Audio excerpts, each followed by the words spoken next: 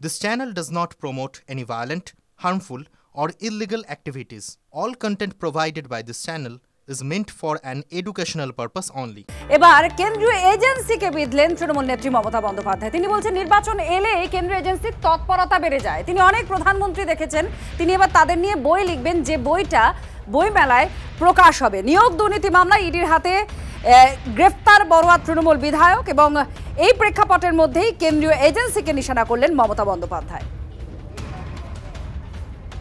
Election আসলেই দেখবেন এজেন্সির দাপাদাপি বাড়ে। একটা এজেন্সি নয়, আগে কখনো সেন্ট্রাল এজেন্সিরা বিজেপি করতো না, কোনো পলিটিক্যাল পার্টি করতো না। আমাকে শিখিয়ে লাভ নেই, আমি অনেক প্রধানমন্ত্রী দেখেছি। আমি এবার একটা বইও লিখব, কে কেমন ছিল।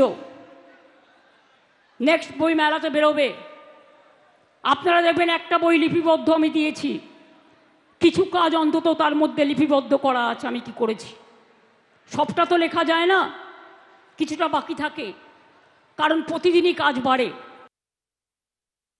সে তো প্রচুর বই উনি লেখেন, সে বইমেলাতে প্রকাশিত হয়, কেউ পড়ে তো না। লিখুন, কোনো অসুবিধা নেই। নরেন্দ্র মোদীকে ভারতবর্ষের ইতিহাস মনে রাখবে, এবং ভারতবর্ষের ইতিহাস শুধু নয়, গোটা পৃথিবী এই মুহূর্তে মেনে নিয়েছে যে পৃথিবীর সব থেকে জনপ্রিয়তম নেতা যদি কেউ থাকে তার নাম হচ্ছে নরেন্দ্র মোদী।